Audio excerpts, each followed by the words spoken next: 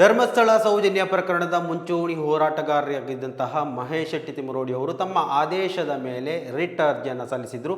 So ಈ ಒಂದು writ ಅರ್ಜಿಯಲ್ಲಿ ಇವಾಗ ಹೊಸ ರೋಚಕ ತಿರುವೊಂದು ಕಾಣಿಸ್ತಾ ಇರುವಂಥದ್ದು.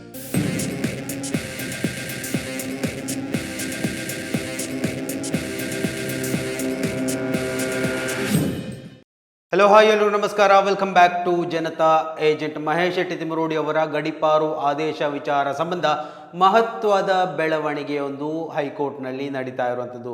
ನಿನ್ನೆ ದಿವಸ ಈ ಒಂದು ವಿಚಾರ ಇಡೀ ಸಾಮಾಜಿಕ ಜಾಲತಾಣದಲ್ಲಿ ಬಂದಿತ್ತು. ಆದರೆ ತಡವಾಗಿ ಆದರೂ ಇವತ್ತು ನಮ್ಮ ವೀಕ್ಷಕರಿಗೆ ಈ ಒಂದು ಚಾನಲ್ ಮುಖಾಂತರ ನಿಮ್ಮ ಮುಂದೆ ತರುವಂತಹ ಪ್ರಯತ್ನವನ್ನು ನಾವು ಮಾಡ್ತಾ ಇದ್ದೀವಿ. ಈ ಒಂದು ವಿಡಿಯೋವನ್ನು ನೀವು ಮೊದಲನೇ ಬಾರಿ ವೀಕ್ಷಣೆ ಮಾಡ್ತಾ ಇದ್ದರೆ ದಯವಿಟ್ಟು ಈ ಒಂದು ಚಾನಲನ್ನು ಸಬ್ಸ್ಕ್ರೈಬ್ ಮಾಡ್ಕೊಂಡು ನೋಡಿ. ಮಾತ್ರವಲ್ಲ, ನಿರಂತರವಾಗಿ ಅಪ್ಡೇಟ್ಗಳನ್ನು ನಿಮ್ಮ ಮುಂದೆ ತರುವಂತಹ ಪ್ರಯತ್ನವನ್ನು ನಾವು ಮಾಡ್ತೀವಿ. ಮಹೇಶ್ ಶೆಟ್ಟಿ ತಿಮರೋಡಿ ಅವರು ಅಂತ ಹೇಳಿದರೆ ಯಾರು ಅಂತ ಎಲ್ರಿಗೂ ಗೊತ್ತಿದೆ. ಎಸ್ಪೆಷಲಿ ಒಂದು 13 ವರ್ಷಗಳಿಂದ ಸೌಜನ್ಯ ಹೋರಾಟಗಳಲ್ಲಿ ತಮ್ಮನ್ನು ತಾವು ತೊಡಗಿಸಿಕೊಂಡವರು. ಈ ಒಂದು ಧರ್ಮಸ್ಥಳ ಪ್ರಕರಣ ಅಥವಾ ಈ ಒಂದು ಬುರುಡೆ ಇಶ್ಯೂ ಬರುವಂತಹ ಸಂದರ್ಭದಲ್ಲಿ ಆ ಒಂದು ಬುರುಡೆ ಇಶ್ಯೂನಲ್ಲಿ ಪ್ರಮುಖವಾಗಿ ಕಾಣಿಸಿಕೊಂಡವರು. ಆಮೇಲೆ ಈ ಒಂದು SIT ವರದಿಯಲ್ಲಿ ಈ ಒಂದು ಆರೋಪ ಪಟ್ಟಿ ಅಥವಾ ಈ ಒಂದು ಪ್ರಾಥಮಿಕ ವರದಿ ಏನು ಸಲ್ಲಿಸುವಂತಹ ಸಂದರ್ಭದಲ್ಲಿ ಹೆಸರಿಸಿದಂತಹ 6 ಹೆಸರುಗಳಲ್ಲಿ ಮಹೇಶ್ ಶೆಟ್ಟಿ ತಿಮರೋಡಿ ಅವರ ಹೆಸರು 2ನೆಯ ಕಾಲಮ್ನಲ್ಲಿ ಇರುವಂಥದ್ದು. ಸೊ ಇಷ್ಟೆಲ್ಲ ಸಣ್ಣ ಮಟ್ಟದಲ್ಲಿ ಅವರ ಬಗ್ಗೆ ವಿವರಿಸುವಂತಹ ಒಂದು ಪ್ರಯತ್ನವನ್ನು ಮಾಡಿದರೆ, ಇನ್ನು ಅವರ ಬಗ್ಗೆ ಅವರಿಗಾಗಿ ಈ ಒಂದು ವರ್ಷಗಳ ಒಳಗಡೆ ಗಡೀಪಾರು ಆದೇಶ ಬಂದಿತ್ತು. ಅಂದರೆ ಅವರನ್ನು ಬೆಳ್ತಂಗಡಿ ತಾಲೂಕಿನಿಂದ ರಾಯಚೂರಿನ ಮಾನ್ವಿಗೆ ಗಡೀಪಾರು ಮಾಡಿ ಆದೇಶವನ್ನು ಹೊರಪಡಿಸಿದ್ದರು ಪುತ್ತೂರು ಉಪವಿಭಾಗಾಧಿಕಾರಿ ಸ್ಟೆಲ್ಲಾ ವರ್ಗೀಸ್ ಅವರು. ಸೊ ಈ ಒಂದು ಆದೇಶವನ್ನು ಹೈಕೋರ್ಟ್ ರದ್ದು ಮಾಡಿತ್ತು. ಯಾಕಂತ ಹೇಳಿದರೆ ಈ ಒಂದು ವಿಚಾರದ ಬಗ್ಗೆ ಕೆಲವೊಂದು ಗೊಂದಲಗಳು ಸೃಷ್ಟಿಯಾಗಿದ್ವು. ಸೊ ಈ ಒಂದು ವಿಚಾರದಲ್ಲಿ ದೊಡ್ಡ ಮಟ್ಟದ ಹೋರಾಟಗಳು ನಡೀತಾ ಇತ್ತು. ಸೊ ಕಾನೂನು ಪ್ರಕ್ರಿಯೆಗಳ ನಡುವೆ ಹೈಕೋರ್ಟ್ ಅದನ್ನು ವಜಾ ಮಾಡಿ ಆದೇಶವನ್ನು ಕೊಟ್ಟಿತ್ತು. ಮಾತ್ರ ಅಲ್ಲ, ಪುತ್ತೂರು ಉಪವಿಭಾಗಾಧಿಕಾರಿಗೆ 15 ದಿವಸಗಳ ಕಾಲಾವಕಾಶವನ್ನು ಕೊಟ್ಟಿತ್ತು. ಆ ಕಾಲಾವಕಾಶದ ಒಳಗಡೆ ಮಹೇಶ್ ಶೆಟ್ಟಿ ತಿಮರೋಡಿ ಅವರ ಮೇಲೆ ಮತ್ತೊಮ್ಮೆ ಆ ಒಂದು ಆದೇಶವನ್ನು ಓದಿ ಇನ್ನೊಂದು ಆದೇಶವನ್ನು ಹೊರಪಡಿಸಲಿಕ್ಕೆ ಅವರಿಗೆ ಆದೇಶವನ್ನು ನೀಡಲಾಗಿತ್ತು ಮಾನ್ಯ ಹೈಕೋರ್ಟ್. ಸೊ ಆ ಒಂದು ಆದೇಶದ ಪ್ರಕಾರ 15 ದಿವಸಗಳ ಒಳಗಡೆ AC ಯಿಂದ ಮತ್ತೊಂದು ನೋಟಿಸ್ ಬರುತ್ತೆ ಮಹೇಶ್ ಶೆಟ್ಟಿ ತಿಮರೋಡಿ ಅವರಿಗೆ. ಇನ್ನೂ 10 ಹಲವು ಪ್ರಕರಣಗಳನ್ನು ಅದರಲ್ಲಿ ಆ್ಯಡ್ ಮಾಡಲಾಗುತ್ತೆ. ನಂತರ ರಾಯಚೂರಿನ ಮಾನ್ವಿ ತಾಲೂಕಿಗೆ ಅವರನ್ನು ಗಡೀಪಾರು ಮಾಡಬೇಕು ಅಂತ ಮತ್ತೊಂದು ಆದೇಶ ಬರುತ್ತೆ. ಆದರೂ ಮಹೇಶ್ ಶೆಟ್ಟಿ ತಿಮರೋಡಿ ಅವರು ಅಲ್ಲೇ ಸುಮ್ಮನಾಗಲಿಲ್ಲ. ಆ ಆದೇಶದ ವಿರುದ್ಧವೂ ಕೂಡ ಹೈಕೋರ್ಟ್ ಮೆಟ್ಟಿಲೇರುವಂಥದ್ದು, ರಿಟ್ ಅರ್ಜಿಯನ್ನು ಸಲ್ಲಿಸಿರುವಂಥದ್ದು. ಆದರೆ ಇಲ್ಲಿ ಪ್ರಕರಣದ ರೋಚಕತೆ ಮುಂದುವರಿಯೋದು ಇವಾಗ. ಅಂದರೆ ಈ ಒಂದು ಪ್ರಕರಣವನ್ನು ಕೈಗೆತ್ತಿಕೊಳ್ಬೇಕಿದ್ದಂತಹ ಏಕಸದಸ್ಯ ಪೀಠ ಆ ಒಂದು ಪೀಠದಿಂದ ಹಿಂದೆ ಸರಿದಿರುವಂಥದ್ದು. ಅಂದರೆ ಯಾವ ರೀತಿ ಅಂತ ಕೇಳಿದರೆ, ಈ ಒಂದು ಪ್ರಕರಣವನ್ನು ನಮ್ಮಿಂದ ನಿಭಾಯಿಸಲಿಕ್ಕೆ ಸಾಧ್ಯ ಆಗ್ತಾ ಇಲ್ಲ.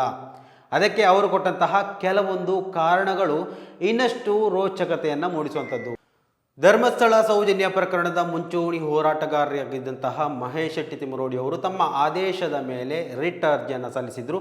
ಸೊ ಈ ಒಂದು ರಿಟ್ ಅರ್ಜಿಯಲ್ಲಿ ಇವಾಗ ಹೊಸ ರೋಚಕ ತಿರುವೊಂದು ಕಾಣಿಸ್ತಾ ಇರುವಂಥದ್ದು. ತಾವು ಸಲ್ಲಿಸಿದಂತಹ ರಿಟ್ ಅರ್ಜಿ ಏನು ಹೈಕೋರ್ಟ್ನಲ್ಲಿದೆ, ಏಕಸದಸ್ಯ ಪೀಠ ಅದನ್ನು ಏನು ತೀರ್ಮಾನ ಆದೇಶವನ್ನು ಕೊಡಬೇಕಾಗಿತ್ತು, ಆ ಒಂದು ಏಕಸದಸ್ಯ ಪೀಠ ಈ ಒಂದು ತೀರ್ಮಾನ ನಮ್ಮಿಂದ ತಗೊಳ್ಳೋಕ್ಕೆ ಸಾಧ್ಯ ಆಗ್ತಾ ಇಲ್ಲ ಅನ್ನುವಂತಹ ಕಾರಣಗಳನ್ನು ನೀಡಿ ಅವರು ಹಿಂದೆ ಸರಿದಿರುವಂಥದ್ದು. ಮಾತ್ರವಲ್ಲ, ಬೇರೆ ಈ ಒಂದು ಪೀಠಕ್ಕೆ ಇದನ್ನು ವರ್ಗಾವಣೆ ಮಾಡಬೇಕು ಅಂತ ಕೇಳ್ಕೊಂಡಿರುವಂಥದ್ದು. ಈ ಒಂದು ಅರ್ಜಿಯ ವಿಚಾರವನ್ನು ನ್ಯಾಯಮೂರ್ತಿ BM ಶ್ಯಾಮ್ ಪ್ರಸಾದ್ ಅವರ ಏಕಸದಸ್ಯ ಪೀಠವು ತೆಗೆದುಕೊಳ್ಬೇಕಿತ್ತು. ಅನಿವಾರ್ಯ ಕಾರಣಗಳನ್ನು ಹೇಳಿ ಅವರು ಹಿಂದೆ ಸರಿದಿರುವಂತಹ ವಿಚಾರ. ತಾವು ಈ ಒಂದು ವಿಚಾರಣೆಯನ್ನು ತೆಗೆದುಕೊಳ್ಳೋದಿಲ್ಲ ಅಂತ ಅವರು ಖಡಾಖಂಡಿತವಾಗಿ ಹೇಳಿರುವಂಥದ್ದು ಇವಾಗ ದೊಡ್ಡ ಮಟ್ಟದಲ್ಲಿ ಸುದ್ದಿ ಆಗ್ತಾ ಇದೆ. ಈ ಒಂದು ವಿಚಾರಣೆಯಿಂದ ಅವರು ಹಿಂದೆ ಸರಿಯೋದಕ್ಕೆ ಕೊಟ್ಟಂತಹ ಕೆಲವೊಂದು ಕಾರಣಗಳು ಅಂದರೆ, ಅವರು ಈ ಮೊದಲು ನ್ಯಾಯವಾದಿಗಳಾಗಿದ್ದಂತಹ ಸಂದರ್ಭದಲ್ಲಿ ಧರ್ಮಸ್ಥಳ ಸಂಸ್ಥೆಯ ಪರವಾಗಿ ನಾನು ವಾದವನ್ನು ಮಂಡಿಸಿದ್ದೆ.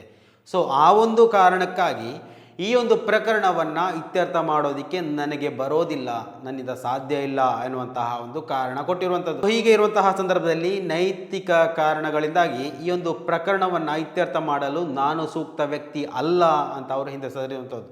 ಒಂದು ಅರ್ಥದಲ್ಲಿ ನೋಡಿದರೆ ನ್ಯಾಯಮೂರ್ತಿಗಳ ಈ ಒಂದು ನಿರ್ಧಾರವು ನಿಜವಾಗ್ಲೂ ಅಭಿನಂದಿಸಬೇಕಾದದ್ದೇ. ಯಾಕೆಂತ ಕೇಳಿದರೆ, ಧರ್ಮಸ್ಥಳ ಪ್ರಕರಣದಲ್ಲಿ ಅಥವಾ ಧರ್ಮಸ್ಥಳ ಸಂಸ್ಥೆಯ ಪರವಾಗಿ ವಾದವನ್ನು ಮಂಡಿಸಿದಂತಹ ಈ ಒಂದು ವಕೀಲರು BM ಶ್ಯಾಮ್ ಪ್ರಸಾದ್ ಅವರು ಇವತ್ತು ನ್ಯಾಯಪೀಠದಲ್ಲಿದ್ದಾರೆ, ನ್ಯಾಯಾಧೀಶರಾಗಿದ್ದಾರೆ. ಅವರು ಯಾವ ನ್ಯಾಯವನ್ನು ಕೊಟ್ಟರು ಯಾರಿಗೋ ಒಂದು ರೀತಿಯಲ್ಲಿ ಅನ್ಯಾಯ ಮಾಡಿದ ಹಾಗೆ ಆಗುತ್ತೆ. ನೋಡಿ, ಅವರ ತೀರ್ಪು ಧರ್ಮಸ್ಥಳದ ವಿರುದ್ಧವಾಗಿ ಬಂದರೆ ಅನ್ನ ನೀಡಿದ ಅನ್ನದಾತನಿಗೆ ದ್ರೋಹ ಬಗೆದ ರೀತಿ ಆಗುತ್ತೆ. ಇನ್ನು ತಿಮರೋಡಿ ವಿರುದ್ಧವಾಗಿ ಕೊಟ್ಟರೆ ಅನ್ಯಾಯವನ್ನು ಮಾಡಿದ ಹಾಗೆ ಆಗುತ್ತೆ. ಸೊ ಇದ್ಯಾವುದನ್ನು ಮಾಡೋದಕ್ಕೆ ನಾನು ರೆಡಿ ಇಲ್ಲ. ಇವರ ವಿಚಾರಗಳು ನೋಡಿ, ಈ ರೀತಿ ನ್ಯಾಯಾಧೀಶರು ಹೇಳಿದರೂ ಪರವಾಗಿಲ್ಲ, ಆದರೆ ಅನ್ಯಾಯದ ತೀರ್ಪಂತೂ ಕೊಡಲೇಬಾರ್ದು. ಇಂತಹ ತೀರ್ಪುಗಳಿಂದ ಅವರ ಗೌರವ ಹೆಚ್ಚಾಗುತ್ತೆ ಹೊರತು ಕಡಿಮೆ ಆಗೋದಿಲ್ಲ. ಇನ್ಯಾವುದೇ ಪೀಠ ಇದನ್ನು ಕೈಗೆತ್ತಿಕೊಳ್ಳಿ ಅಥವಾ ಇದರ ಹಿಂದೆ ಬೇರೆ ಏನಾದರೂ ಇದೆಯಾ ಅನ್ನೋದರ ಬಗ್ಗೆ ಕೂಡ ಮುಂದಿನ ದಿವಸಗಳಲ್ಲಿ ಮಾಹಿತಿಗಳು ಹೊರಗಡೆ ಬರಲಿಕ್ಕಿದೆ. ಸೊ ಅಂತಹ ಮಾಹಿತಿಗಳು ಬಂದರೆ ಖಂಡಿತವಾಗಿಯೂ ನಿಮ್ಮ ಮುಂದೆ ತರುವಂತಹ ಪ್ರಯತ್ನಗಳನ್ನು ನಾವು ಮಾಡೇ ಮಾಡ್ತೀವಿ. ಸೊ ಈ ಒಂದು ರಿಟ್ ಅರ್ಜಿಯನ್ನು ಮಹೇಶ್ ಶೆಟ್ಟಿ ತಿಮರೋಡಿ ಅವರು ಸಲ್ಲಿಸಿದಂತಹ ವಿಚಾರದಲ್ಲಿ ಅದನ್ನು ಬೇರೊಂದು ಪೀಠಕ್ಕೆ ವರ್ಗಾವಣೆ ಮಾಡಬೇಕು ಅಂತ ಅವರು ಮನವಿ ಮಾಡಿಕೊಂಡಿರುವಂಥದ್ದು. ಸೊ ಆ ಒಂದು ಕಾರಣಕ್ಕೆ ಮಹೇಶ್ ಶೆಟ್ಟಿ ತಿಮರೋಡಿ ಅವರ ಈ ಒಂದು ರಿಟ್ ಅರ್ಜಿಯು ಇನ್ನೊಂದು ಪೀಠಕ್ಕೆ ವರ್ಗಾವಣೆ ಆಗಲಿಕ್ಕಿದೆ. ಒಟ್ಟಿನಲ್ಲಿ ಕಾನೂನಾತ್ಮಕವಾಗಿ ನ್ಯಾಯಮೂರ್ತಿಗಳ ಈ ಒಂದು ನಿರ್ಧಾರ ಇಡೀ ರಾಜ್ಯದಾದ್ಯಂತ ದೊಡ್ಡ ಗಮನ ಸೆಳೀತಾ ಇರುವಂಥದ್ದು.